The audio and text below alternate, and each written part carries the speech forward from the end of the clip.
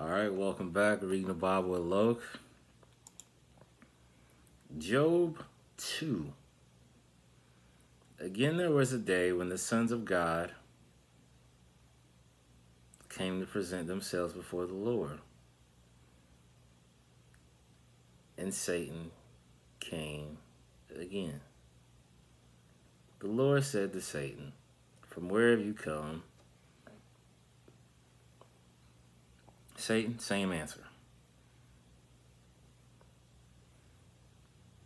The Lord said, "Have you considered and reflected on my servant Job? For there is none like him on earth."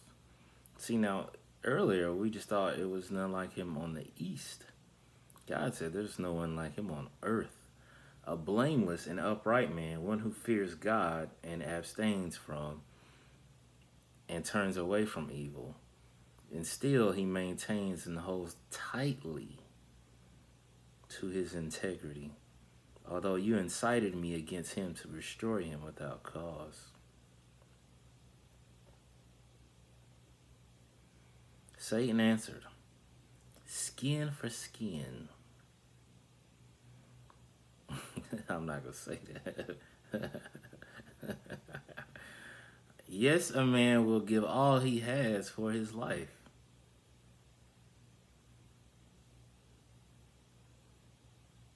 But put forth your hand now and touch his bone and his flesh and severely afflict him, and he will curse you to your face. So the Lord said, "Behold, he is in your hand.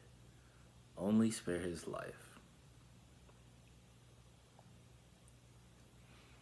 So Satan departed from the presence of the Lord and struck Job with loathsome boils and agonizingly painful sores from the sole of his feet to the crown of his head. Job took a piece of broken pottery, which to scrape himself, and he sat down among the ashes. I can't imagine, man. Yeah, like, what's the wife going through with all this? Now his wife is in the picture. What's she going to prior to when the kids died in the house?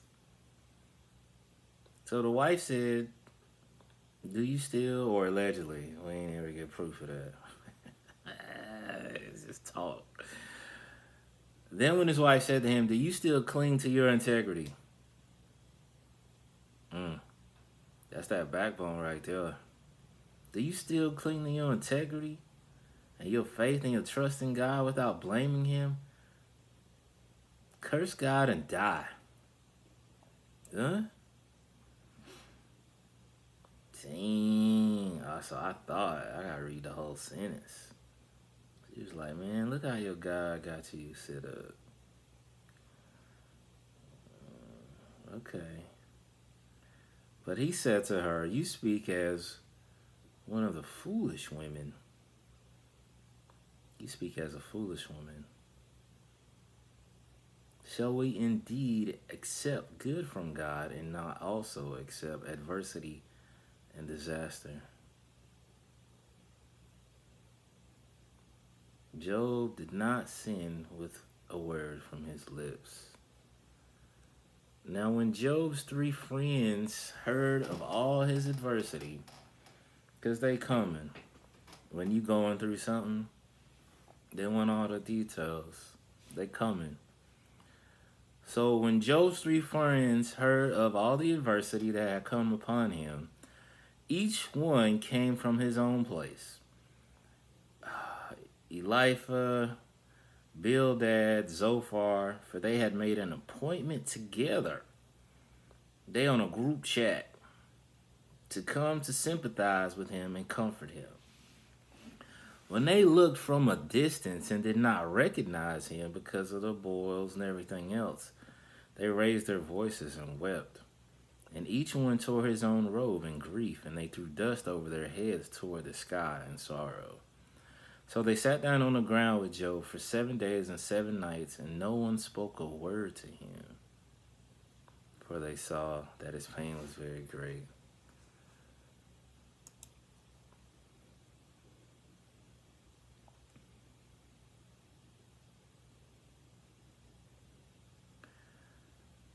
After this, Job opened his mouth and cursed the day of his birth. Job said, "Let the day on which I was born perish. May the day be darkness. Let God above not care about it, nor light shine on it. Let darkness and gloom claim it for their own. Let a cloud settle upon it. Let all that blackens the day terrify it, the day that I was born." Y'all heard the bars, right? I'm not even trying. As for that night, let the darkness seize it. Let it not rejoice among the days of the year. Let it not be counted in the number of months. Behold, let that night be barren and empty. Let no joyful voice enter it. Let those curse it who curse the day, who are skilled in rousing up, whoever that is. He's probably a Levite, I'm going to guess. Let the stars of its early dawn be dark. Let the morning wait in vain for the light. Let it not be the eyelids of the morning, because it did not shut the doors of my mother's womb, nor hide from my eyes. Oh, I might hit it down too fast. There we go. I hit up is down on this computer mouse. Why did I not die at birth? Come forth from the womb and expire. Why did my knees receive me? And why the breast that I would nurse? For now I would have lain down and been quiet. I would have slept then. I would have been at rest. Yeah, why are you going through all this? I feel you, brother. It don't make sense. Why even be born? Why come out of the womb? All that. I feel you. With kings and counselors of the earth, who built up ruins for themselves? Or with princes who had gold, who filled their houses with silver? Or like a miscarriage which is hidden and put away, I would not exist. Like infants who never saw light. There in death, the wicked cease from raging, and there the weary are at rest. There the prisoners rest together. They do not hear the taskmaster's voice. The small and the great are here, and the servant is free from his master. Why is the light given to him who is in misery, and life to the bitter soul? Who wait for death, but it does not come, and dig for death more than for hidden treasures?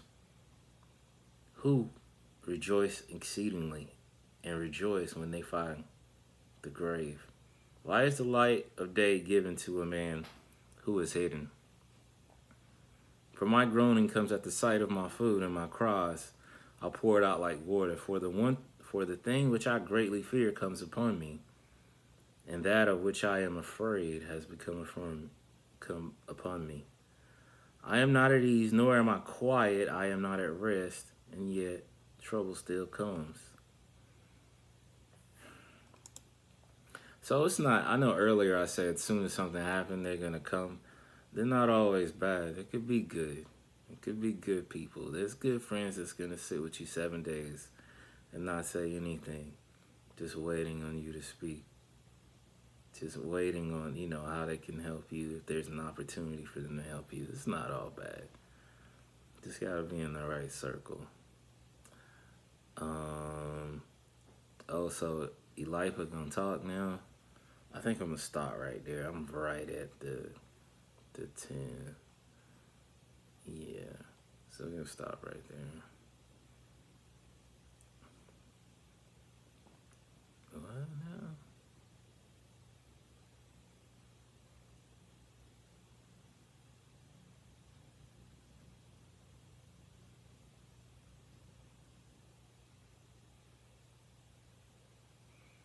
Okay.